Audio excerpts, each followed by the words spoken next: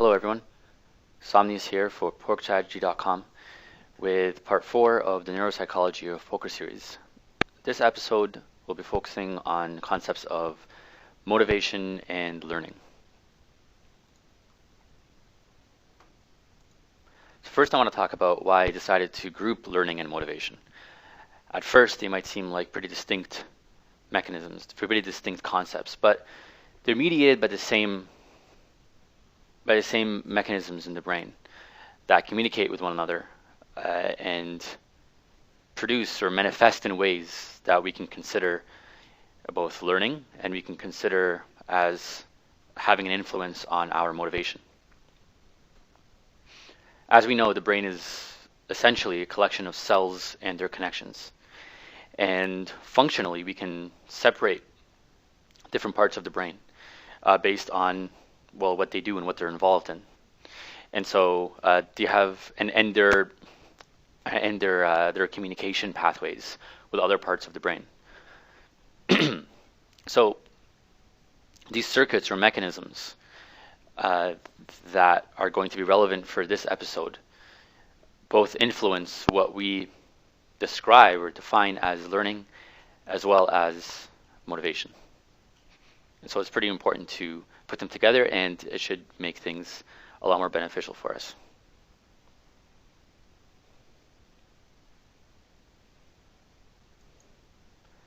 So first I'd like to begin by defining what exactly we mean by learning in this context.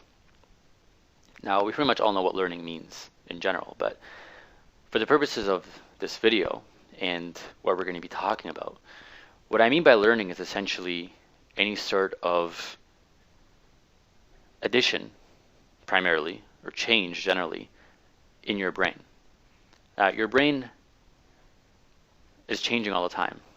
It changes as an adult as well. It's not just when you're younger. And it does this by either getting rid of connections or losing certain connections between cells or forming new connections between cells.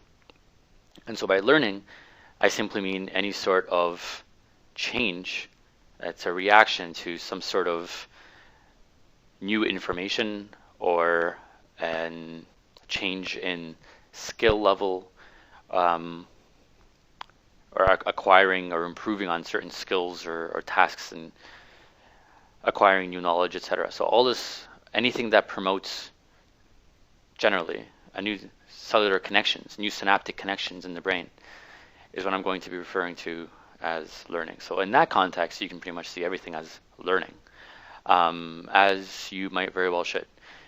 And this is what we're going to be kind of operating, the baseline that we're going to be operating from when we do talk about learning and its relationship to your motivation as a poker player.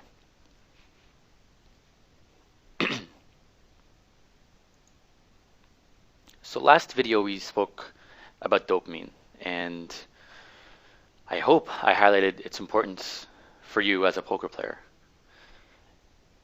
It also plays a role in the learning process, and it does this by its relationship to or influence on your brain as a reaction to reward and how your brain reacts to reward. Excuse me. So